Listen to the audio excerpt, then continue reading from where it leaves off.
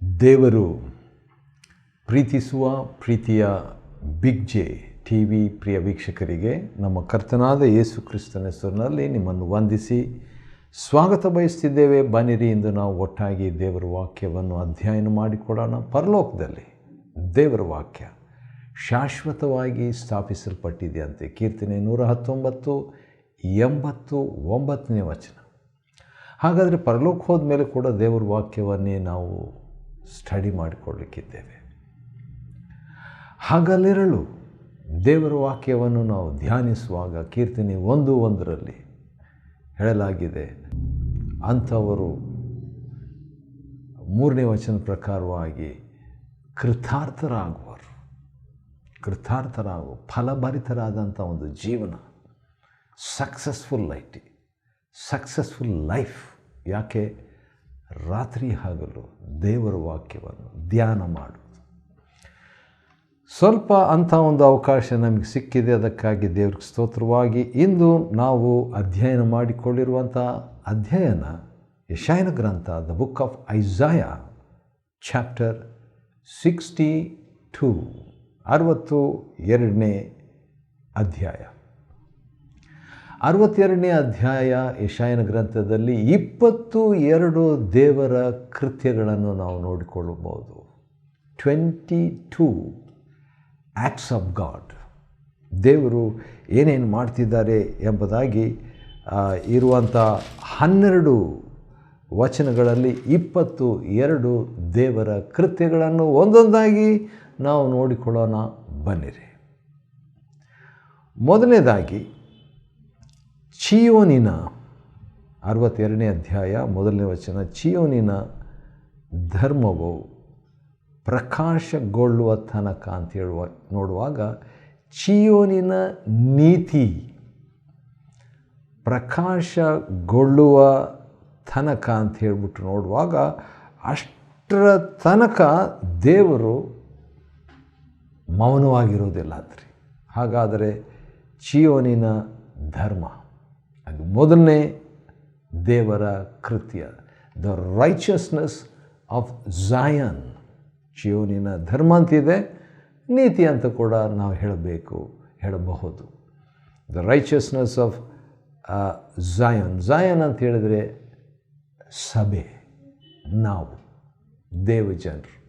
ವೈಯಕ್ತಿಕವಾಗಿ ಹೇಳಬೇಕಾದರೆ ಚೀಯೋನ್ ಬಂದು ಒಬ್ಬ ವಿಶ್ವಾಸಿಯ ಜೀವನವನ್ನು ಹೋಲುವಂಥದ್ದಾಗಿದೆ. ಚೀಯೋನ್ ಎಂಬಂಥದ್ದರ ಬಗ್ಗೆ ಯೋಚನೆ ಮಾಡಿದಾಗ ನನಗೊಂದು ವಾಕ್ಯ ನೆನಪಿಗೆ ಬರುತ್ತಿದೆ. ಇಬ್ರಿಯರಿಗೆ ಬರೆದ ಪತ್ರಿಕೆ 12ನೇ ಅಧ್ಯಾಯದಲ್ಲಿರುವಂಥ ಒಂದು ವಾಕ್ಯ. ನೋಡೋಣ ಏನಾಗಿದೆ ಅಂತ ಹೇಳ್ಬಿಟ್ಟು ನಾವು ನೋಡುವಾಗ, 12ನೇ ಅಧ್ಯಾಯ ಇಬ್ರಿಯರಿಗೆ ಬರೆದ ಪತ್ರಿಕೆಯಲ್ಲಿ 22ನೇ ವಚನ ಈ ರೀತಿಯಾಗಿದೆ. ಅದೇನಂತ ಹೇಳಿದರೆ, ಆದರೆ ನೀವು ಚೀಯೋನ್ ಪರ್ವತಕ್ಕೂ ಎಂಬುದಾಗಿ ಹೇಳಿಬಿಟ್ಟು, ಹೌದು, ಜೀವಸ್ವರೂಪನಾದ ದೇವರ ಪಟ್ಟಣವಾಗಿರುವ ಪರಲೋಕದ ಯೆರೂಸಲೇಮಿಗೆ ನೀವು ಬಂದಿದ್ದೀರಿ ಅಂತ ಹೇಳ್ಬಿಟ್ಟು. ಸರಿ, ಎರಡನೇದಾಗಿ 62ನೇ ಅಧ್ಯಾಯ ಯೆಶಾಯನ ಗ್ರಂಥದಲ್ಲಿ 2ನೇ ದೇವರ ಕೃತ್ಯ ಏನಂದರೆ ಯೆರೂಸಲೇಮಿನ ರಕ್ಷಣೆಯು. ಮೊದಲನೇದು ಧರ್ಮವು ಅಥವಾ ನೀತಿ, ಚೀಯೋನಿನ ಧರ್ಮ, ಚೀಯೋನಿನ ನೀತಿ. 2ನೇ ಆಶೀರ್ವಾದ ಅಥವಾ 2ನೇ ದೇವರ ಕೃತ್ಯ ಏನಂದರೆ ಯೆರೂಸಲೇಮಿನ ರಕ್ಷಣೆ ಎಂಬುದಾಗಿ ಹೇಳುವಾಗ ರಕ್ಷಕನನ್ನು ನೆನಪು ಮಾಡ್ತದೆ ಅಲ್ವಾ? ಹೌದು, ಸರಿ. ಅನಂತರ 3ನೇ ಒಂದು ದೇವರ ಕೃತ್ಯ.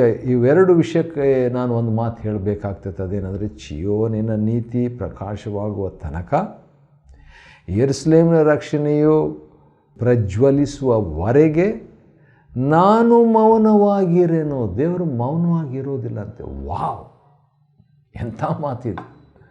ಅಂದರೆ ದೇವರು ಸುಮ್ಮನೆ ಇರೋದಿಲ್ಲ ನಾನು ಎಂಬುದಾಗಿ ಹೇಳುವಂಥ ಒಂದು ಮಾತೇನೆಂದರೆ, ನಾನು ನಿಮ್ಮಲ್ಲಿ ನೀತಿಯನ್ನು ತರುವ ತನಕ ನಾನು ಸುಮ್ಮನೆ ಇರೋದಿಲ್ಲ, ನಾನು ನಿಮ್ಮಲ್ಲಿ ರಕ್ಷಣೆಯನ್ನು ತರುವ ತನಕ ನಾನು ಸುಮ್ಮನೆ ಇರೋದಿಲ್ಲ ಎಂಬುದಾಗಿ ಹೇಳುವಾಗ, ಇದೇ ವಾಕ್ಯವನ್ನು ತೆಗೆದುಕೊಂಡು ನಮ್ಮ ಪ್ರಿಯರಿಗಾಗಿ ನಾವು ಪ್ರಾರ್ಥನೆ ಮಾಡುವಾಗ, ನಮ್ಮ ಕುಟುಂಬದವರಿಗಾಗಿ ಬೇಡಿಕೊಳ್ಳುವಾಗ, ದೇವರೇ, ನೀನು ನಿನ್ನ ನೀತಿಯನ್ನು, ನಿನ್ನ ರಕ್ಷಣೆಯನ್ನು ನಮ್ಮಲ್ಲಿ ನಡೆಸುವ ತನಕ, ಇಂತಿಂಥವರಲ್ಲಿ ನಡೆಸುವ ತನಕ ಸುಮ್ಮನೆ ಇರೋದಿಲ್ಲ ಅಂತ ಹೇಳಿದೆಲ್ಲ. ಆದ ಕಾರಣ ದಯಮಾಡಿ ಈ ಕಾರ್ಯವನ್ನು ಮಾಡಂಥ ದೇವ್ರ ಹತ್ರ ನಾವು ಕೇಳ್ಕೊಳ್ಳುವಂಥದ್ದು ಒಳ್ಳೆಯದು, ಖಂಡಿತ.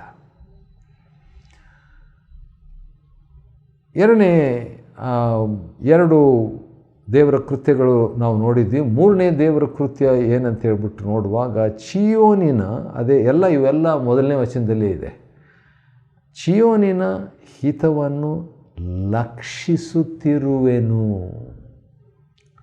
ಮೊದಲನೇದು ಮೌನವಾಗಿರೋದಿಲ್ಲ ಅಂತ ಹೇಳ್ತಾನೆ. ಎರಡು ಕಾರ್ಯವನ್ನು ದೇವರು ಮಾಡುವವರೆಗೆ, till I do this I will not be silent. ಆದರೆ ಇನ್ನೊಂದು ಕಾರ್ಯವನ್ನು ದೇವರು ಹೇಳುವಂಥದ್ದು ಏನಂದರೆ, ಚೀಯೋನಿನ ಧರ್ಮವು ಅಥವಾ ನೀತಿ ಅಂತ ಮೊದಲು ಹೇಳಿಬಿಟ್ಟು ಈಗ ಚೀಯೋನಿನ ಹಿತವನ್ನು. ವಾವ್! ಅಂದರೆ ನಮ್ಮ ಹಿತವನ್ನು ಅಂತ ಕೂಡ ನಾವು ಹೇಳಬಹುದು. ದೇವರ ಸಭೆಯ ಹಿತವನ್ನು ಲಕ್ಷಿಸುತ್ತಿರುವೆನು. ಇಂಥ ಒಂದು ವಾಕ್ಯ ಬೈಬಲ್ನಲ್ಲಿದೆ, ಅದಕ್ಕಾಗಿ ದೇವ್ರಿಗೆ ಸ್ತೋತ್ರವಾಗಲಿ. ದೇವರು ನನ್ನ ಹಿತವನ್ನು ಲಕ್ಷಿಸುವ ಆತನಾಗಿದ್ದಾನೆ. ಆತನ ನಾಮಕ್ಕೆ ಸ್ತೋತ್ರವಾಗಲಿ. ಲಕ್ಷಿಸುತ್ತಿರುವೆನು ಹಾಗೆ ಹೇಳಿಬಿಟ್ಟು ಸುಮ್ಮನಿರದೆ, ಇವೆಲ್ಲ ಮೊದಲನೇ ವಚನದಲ್ಲೇ ಇದೆ. ಯೆಶಾಯ 62 ಮೊದಲನೇ ವಚನದಲ್ಲಿ, 2ನೇ ಭಾಗದಲ್ಲಿ ನಡುವೆ, ಸುಮ್ಮನಿರದೆ ಯೆರೂಸಲೇಮಿನ ಕ್ಷೇಮವನ್ನು ಚಿಂತಿಸುತ್ತಿರುವೆನು, ಲಕ್ಷಿಸುತ್ತಿರುವೆನು. ಈಗ ದೇವರೇನು ಹೇಳ್ತಾರೆ? ಚಿಂತಿಸುತ್ತಿರುವೆನು. ಇದು ದೇವರ 4ನೇ ಕೃತ್ಯ. This is the 4th act of God out of 22 acts of God in Isaiah 62.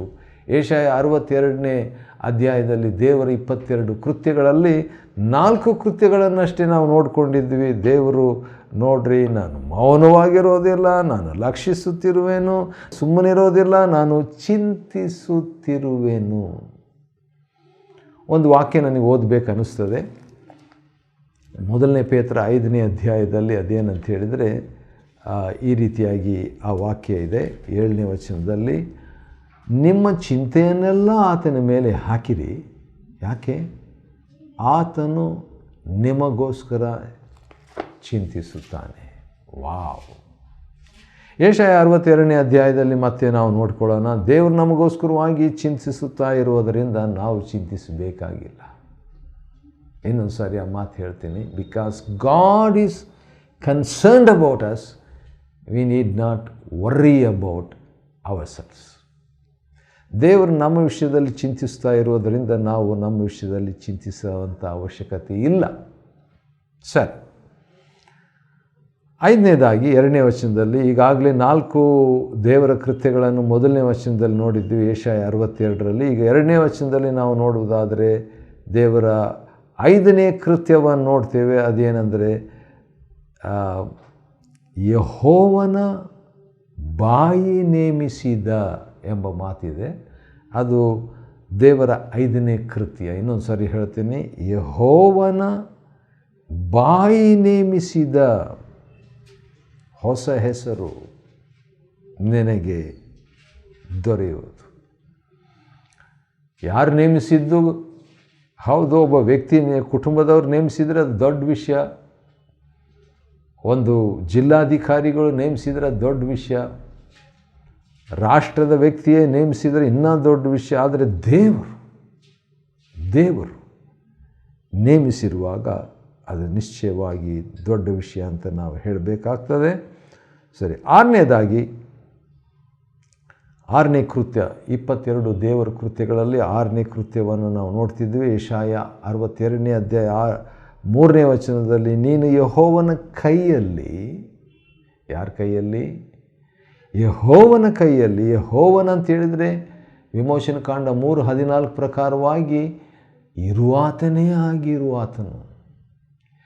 ಎಂಥವನಾಗಿರುವನು ಅಂಥವನಾಗಿರುವನು, ಎಂಥವನಾಗಿರುವೆನು ಅಂಥವನಾಗಿರುವೆನು ಎಂಬುದಾಗಿ ಹೇಳಿದಾತನು ಯೆಹೋವನ ಕೈಯಲ್ಲಿ ಸುಂದರ ಕಿರೀಟವಾಗಿರ್ತೀವಂತೆ. ವಾವ್! ದೇವರ ಕೈಯಲ್ಲಿ ಸುಂದರ ಕಿರೀಟವಾಗಿರ್ತೀವಿ. ಕಿರೀಟ ಆಮೇಲೆ ಏನು ಮಾಡ್ತಾರೆ? ಸಾಮಾನ್ಯವಾಗಿ ತಲೆಗೆ ಧರಿಸ್ಕೊಳ್ತಾರೆ. ಹಾಗಾದರೆ ದೇವರು ನಮ್ಮನ್ನು ಅಷ್ಟು ಹತ್ತಿರವಾಗಿ ಇಟ್ಟುಕೊಳ್ಳುವುದಕ್ಕೆ ಇಷ್ಟಪಡ್ತಾನೆ. 7ನೇ ಕೃತ್ಯ, ನಿನ್ನ ದೇವರ ಹಸ್ತದಲ್ಲಿ ರಾಜ ಶಿರೋವೇಷ್ಟನವಾಗಿಯೂ. ಅಂದರೆ ಅದನ್ನು ಸಿಂಪಲಾಗಿ ಹೇಳಬೇಕಾದ್ರೆ ನಾವು ಈ ರೀತಿಯಾಗಿ ಹೇಳ್ಬೋದು. ಅದೇನಂತ ಹೇಳಿದ್ರೆ ರಾಜವಸ್ತ್ರ ಅಂತ ಹೇಳ್ಬೋದು. ರಾಜವಸ್ತ್ರ, kind of royal apparel or dress. ದೇವರ ಕೈಯಲ್ಲಿ ಹಸ್ತದಲ್ಲಿ ಒಂದು ರಾಜವಸ್ತ್ರದಂತೆ ಅಥವಾ ತಲೆಗೆ ಹಾಕಿಕೊಳ್ಳುವಂಥ ಒಂದು ರಾಜವಸ್ತ್ರದಂತೆ ಹೊದಿಸಿಕೊಳ್ಳುವಂಥ ಒಂದು ರಾಜತನದ ಒಂದು ಗೌರವ ವಸ್ತ್ರ, ಇವೆಲ್ಲ ಕೂಡ ಅರಮನೆಯ ಸದಸ್ಯರು ಹಾಕ್ಕೊಳ್ಳುವಂಥದ್ದು. ದೇವರು ಆ ರೀತಿಯಾಗಿ ಬಯಸ್ತಾ ಇದ್ದಾನೆ. ಕಿರೀಟವಾಗಿ, ರಾಯಲ್ ಡಯಡಮ್, ಕ್ರೌನ್ ಆಗಿ, ರಾಜ ಶಿರೋವೇಷ್ಟನವಾಗಿಯೂ ಇರುವೆ ಅಂತ ಹೇಳ್ಬಿಟ್ಟು, ಇದೆಲ್ಲ ಆಶೀರ್ವಾದಗಳು ಅಥವಾ ಇದೆಲ್ಲ ಕೃತ್ಯಗಳು ದೇವರು ನಮಗಾಗಿ ಕ್ರಿಸ್ತನ ಮುಖಾಂತರ, because of the password of Christ. ಆ ರೀತಿ ಹೇಳಬಾರ್ದು, ಆದರೂ ಕೂಡ ಕ್ರಿಸ್ತನ ಮುಖಾಂತರ ಅಂತ ಹೇಳೋಣ. Because of the mediator of Christ we get all this blessings. 8ನೇ ದೇವರ ಕೃತ್ಯವನ್ನು 4ನೇ ವಚನದಲ್ಲಿ ನಾವು ನೋಡ್ತೀವಿ. ಅದೇನಂತ ಹೇಳಿದರೆ, ದೇವರು ಹೇಳ್ತಾರೆ, ನೀನು ಎನ್ನುಲ್ಲಾಸಿನಿ ಎನಿಸಿಕೊಳ್ಳುವಿ. ಎನ್ನುಲ್ಲಾಸಿನಿ, ಅಲ್ಲಿ ಮೂಲ ಭಾಷೆಯಲ್ಲಿ ಅದರ ಬಗ್ಗೆ ಏನಂತ ಬರೆದಿದೆ ಅಂತ ನಾವು ನೋಡ್ಬೋದು. ಅದೇನಂತ ಹೇಳಿದರೆ ಹೆಬ್ಷಿಬಾ.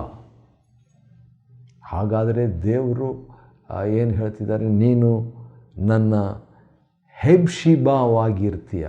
ಅಂದರೆ ನಾನು ಆಕೆಯಲ್ಲಿ ಉಲ್ಲಾಸ ಪಡ್ತೇನೆ ಅಂತ ಒಂದು ಅರ್ಥ. ಇನ್ನೊಂದು ಅರ್ಥ, ನಾನು ಆಕೆಯಲ್ಲಿ ಉದ್ದೇಶ ಇಟ್ಕೊಂಡಿದ್ದೀನಿ ಅನ್ನೋದು 2ನೇ ಅರ್ಥ. 3ನೇದಾಗಿ, ನಾನು ಆಕೆಯಲ್ಲಿ ಅಂದರೆ ಯೆರೂಸಲೇಮಿನಲ್ಲಿ ಅಥವಾ ದೇವರ ಸಭೆಯಲ್ಲಿ ನಾನು ನನ್ನ ಚಿತ್ತವನ್ನಿಟ್ಟಿದ್ದೇನೆ ಎಂಬಂಥ ಇನ್ನೊಂದು ಅರ್ಥ. ಇನ್ನೊಂದು ಅರ್ಥ ಕೂಡ ಬೇಕಾದರೆ, ನಾನು ನನ್ನ ವಿಷಯವನ್ನು ಆಕೆಯಲ್ಲಿ ಇಟ್ಟಿದ್ದೇನೆ, ಅವರಲ್ಲಿಟ್ಟಿದ್ದೇನೆ. ಅಥವಾ ಆಕೆ ಅಂತ ಹೇಳುವಾಗ ನಮ್ಮಲ್ಲಿ ದೇವರು ತನ್ನ ಚಿತ್ತವನ್ನು, ತನ್ನ ಉದ್ದೇಶವನ್ನು, ತನ್ನ ಮನಸ್ಸನ್ನು, ತನ್ನ ಆಶೆಯನ್ನು, ತನ್ನ ಹರ್ಷವನ್ನು ಇಟ್ಟಿದ್ದೇನೆ ಎಂಬಂಥ ಅರ್ಥನೇ ಈ ಹೆಬ್ಷಿಬಾ ಎಂಬ ಪದದ ಅರ್ಥ. ಅದು ಕನ್ನಡದಲ್ಲಿ ಎನ್ನುಲ್ಲಾಸಿನಿ ಅಂತ ಬರೆದಿದೆ 4ನೇ ವಚನದಲ್ಲಿ. ಅದು 8ನೇ ದೇವರ ಕೃತ್ಯವಾಗಿದೆ. 9ನೇ ದೇವರ ಕೃತ್ಯ ಏನಂತ ಹೇಳಿದರೆ, ನಿನ್ನ ಸೀಮೆಗೆ ವಿವಾಹಿತೆ ಮೂಲ ಭಾಷೆಯಲ್ಲಿ ಬ್ಯೂಲಾ ಅಂತ ಹೇಳಿದರೆ ವಿವಾಹಿತೆ, one who is married to God, ದೇವರಿಗೆ ಸೇರಿದವರು, ದೇವರಿಗೆ ಒಡಂಬಡಿಕೆಯಾದವರು ಎಂಬಂಥ ಒಂದು ಅರ್ಥವನ್ನು ಕೊಡುವಂಥದ್ದು. ಇಲ್ಲಿ ಒಂದು ವಿಷಯ ನಾವು ಗಮನಿಸಬೇಕು. ಯಾಕಂತೇಳಿದರೆ ದೇವರೊಂದು ಮಾತು ಹೇಳ್ತಾರೆ 4ನೇ ವಚನದ ಕೊನೆಯ ಭಾಗದಲ್ಲಿ, ಯಾಕೆ ವಿವೇಹಿತೆ? ಏಕೆಂದರೆ ಯೆಹೋವನು ನಿನ್ನಲ್ಲಿ ಉಲ್ಲಾಸಗೊಳ್ಳುತ್ತಾನೆ. God is rejoicing in you. ನೋಡ್ರಿ, ದೇವರಿಗೆ ಎಷ್ಟು ಖುಷಿ ನಮ್ಮ ವಿಷಯದಲ್ಲಿ ಎಂಬುದಾಗಿ ನಾವು ನೋಡ್ತೇವೆ. 10ನೇ ದೇವರ ಕೃತ್ಯವನ್ನು ನಾವು ನೋಡುವಾಗ 5ನೇ ವಚನದ ಕೊನೆಯ ಭಾಗ, ನಿನ್ನ ದೇವರು ನಿನ್ನಲ್ಲಿ ಆನಂದಿಸುವನು.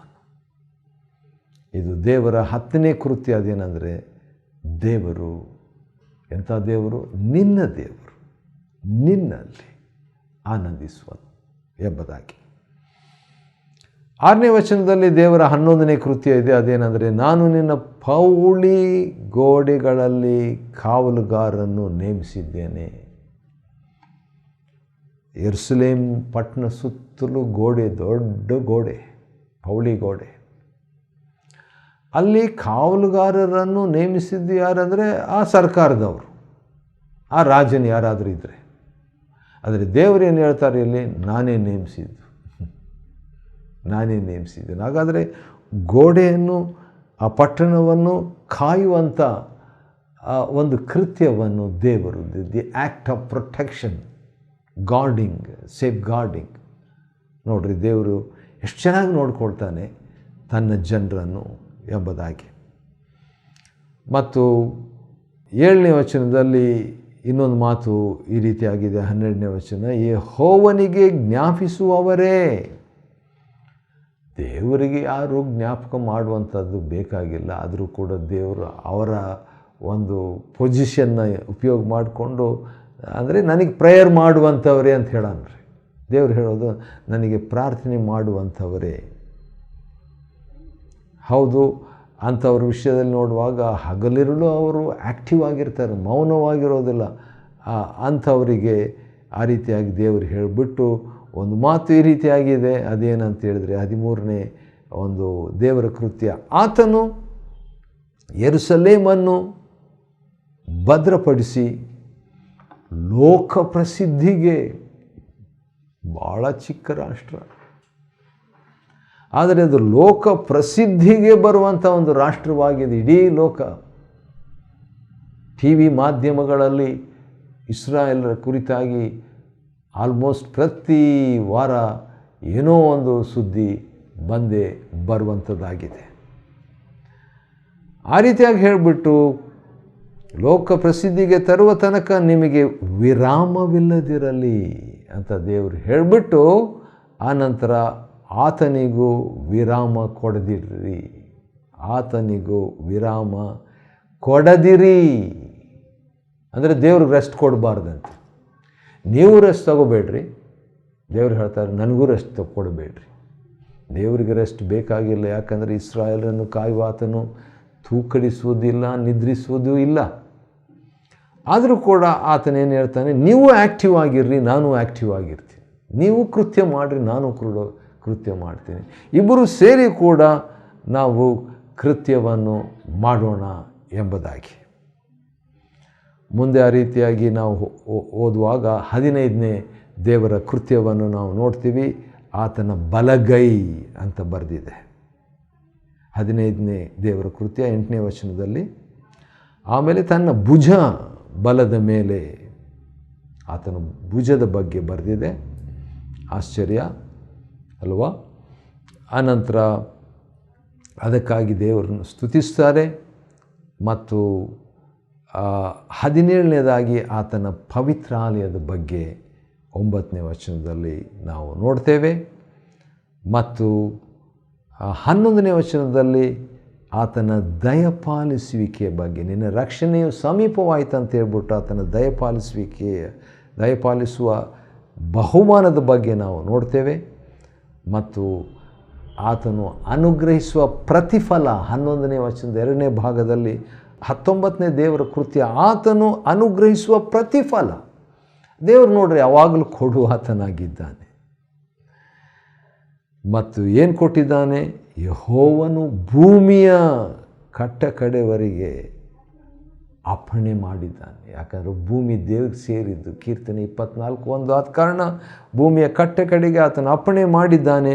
ಅಷ್ಟೇ ಅಲ್ಲ, 12ನೇ ವಚನದಲ್ಲಿ ಇನ್ನೊಂದು 21ನೇ ಮತ್ತು 22ನೇ ಸಂಗತಿ ಇದೆ ದೇವರ ಕೃತ್ಯ. ಅದೇನೆಂದರೆ, ಯೆಹೋವನು ವಿಮೋಚಿಸಿದವರು ಎಂಬುದಾಗಿ ಹೇಳಿಬಿಟ್ಟು ಇಲ್ಲಿ ಏನಂತ ಬರೆದಿದೆ, ನಿನ್ನ ಜನರು ಪರಿಶುದ್ಧ ಜನರು ಮತ್ತು ನಿನಗೂ ಪತಿಯು ವರಿಸಿದ ತ್ಯಜಿಸಿದ ಪುರಿ ಎಂದು ಹೆಸರು ಬರುವುದು. ಪತಿ ಅಂದರೆ ದೇವರು